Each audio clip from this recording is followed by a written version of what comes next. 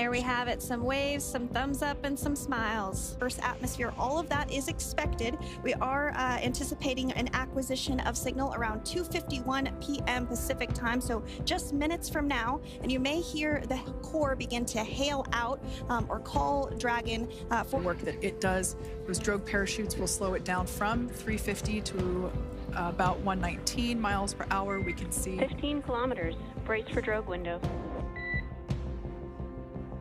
We can see seat rotation happening inside the capsule. 53 p.m. Pacific, so we should see it any second now. And there you are getting a great view of Crew 9 inside Dragon Freedom as it returns back to Earth. We are awaiting the drogue deploys. This view coming from the WB-57 high altitude plane. And there you see it on your screen, drogue deployment. Drogue descent rate nominal. You can hear the crowd here. Visual on 2 healthy drogues. Crowd here very excited as Dragon Freedom continues to make its way back to planet Earth.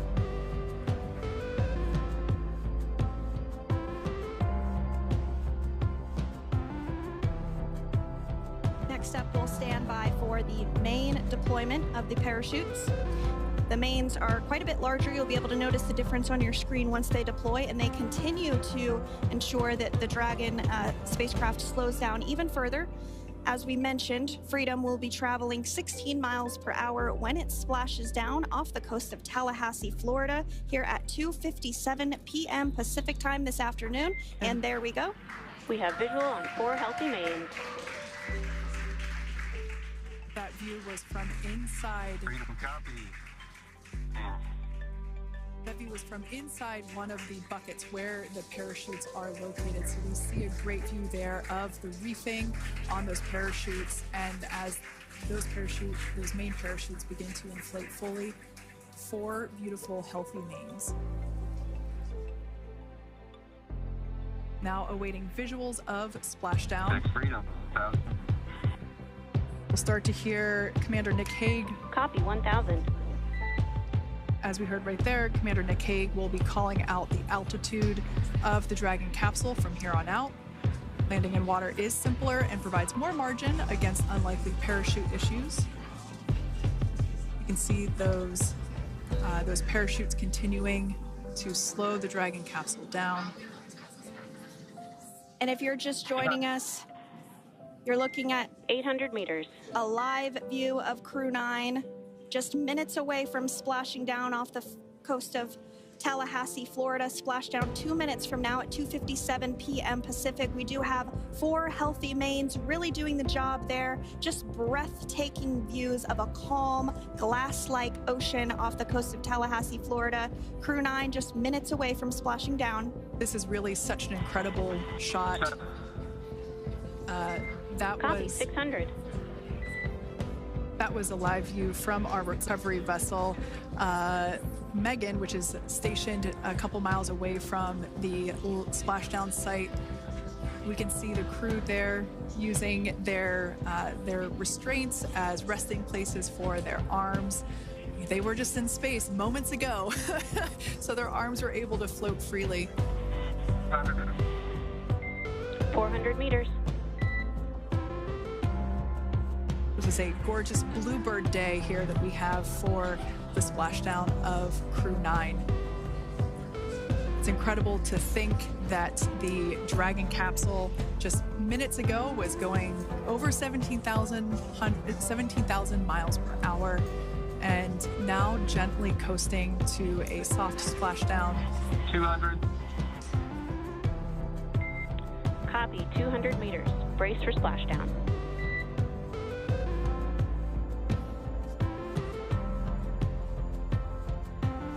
As you can see there on your screen, continuing to monitor progress of the Dragon spacecraft. And we're going to stand by for splashdown located in the Gulf of America off the coast of Tallahassee, Florida.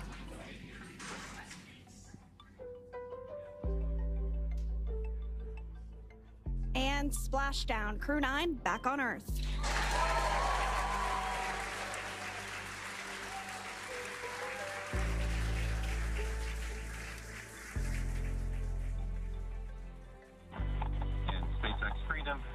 splashdown. Good main release. The main parachutes, that was still intact, as well as the panels that enclose where the drogue parachutes are located. We can see those fast Freedom, boats. SpaceX is go for recovery personnel to approach. Expect personnel alongside in the next few minutes. Freedom copies.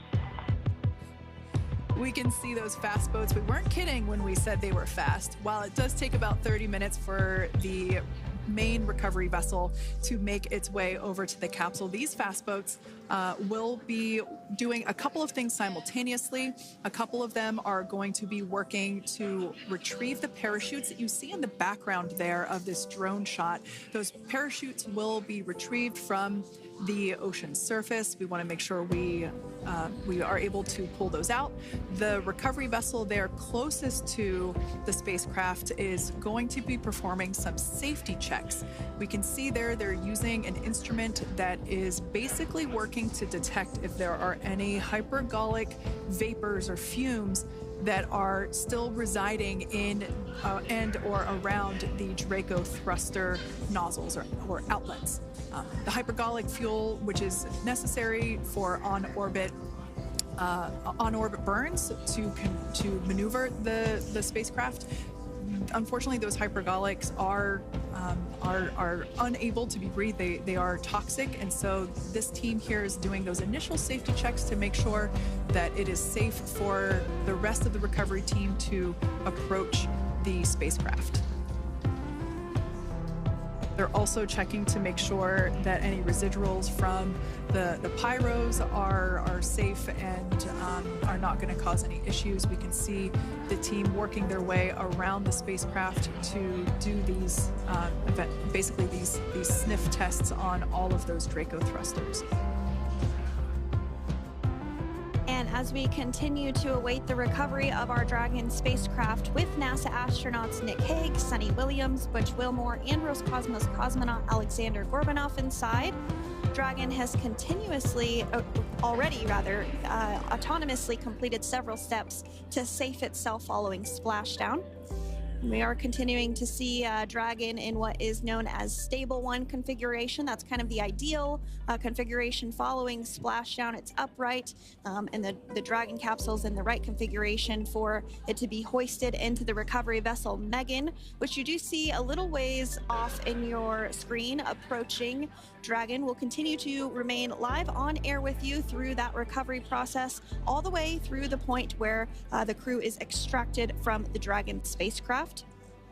Now, if you are just joining us, the mission has gone smoothly so far. Dragon successfully splashed down off the coast of Tallahassee, Florida at 2:57 p.m. Pacific, 5:57 p.m. Eastern Time this afternoon.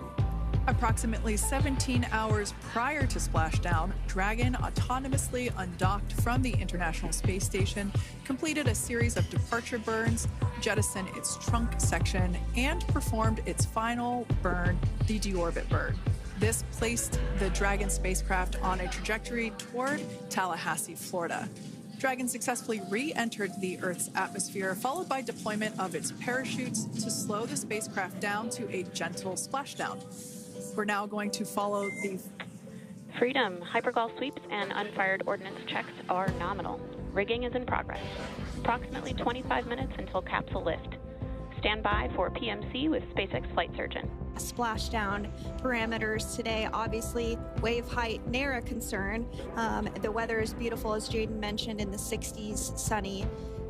Looking forward to seeing Crew 9 exit the capsule. screen. We can see dolphins, actually, who want to come and play with Dragon. Now, one of the fast boats there in place, working to assist the recovery team member. It's incredible. I just love these views. We really see them even better in daytime, but just seeing the recovery team work in tandem to step through each step, to step through each operation.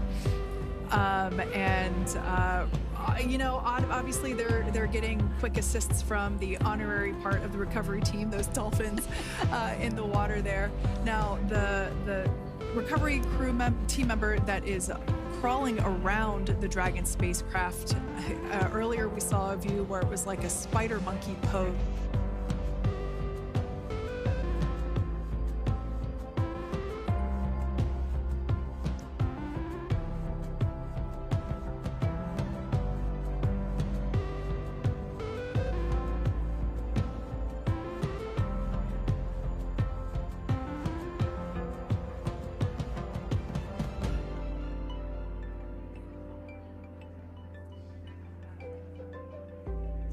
So once secure. frame around Crispy waves, smiles all around, back on Earth.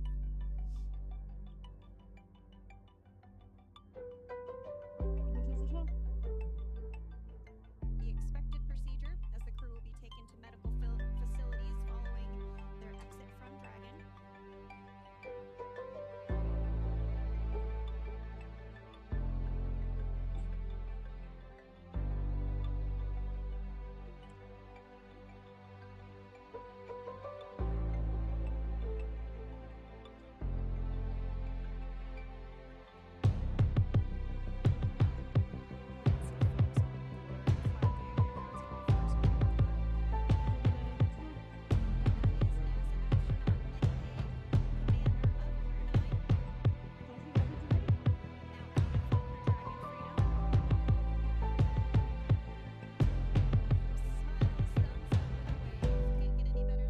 Yeah, that is one happy camper, that's for sure.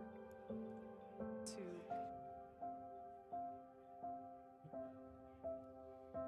Next up, out of the capsule, we expect Roscosmos cosmonaut Alexander Gorbanov.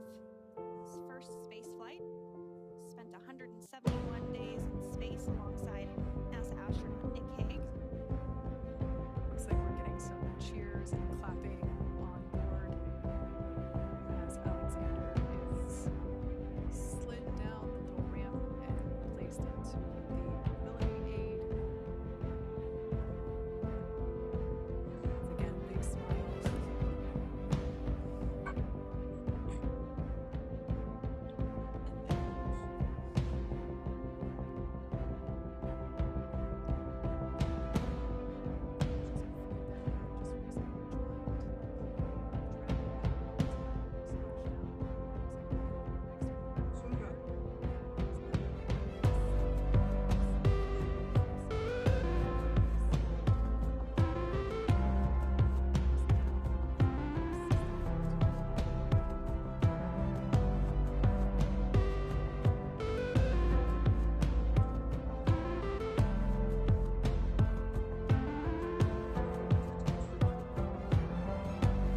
There we have it, some waves, some thumbs up, and some smiles. Definitely seems to be a theme among all recovery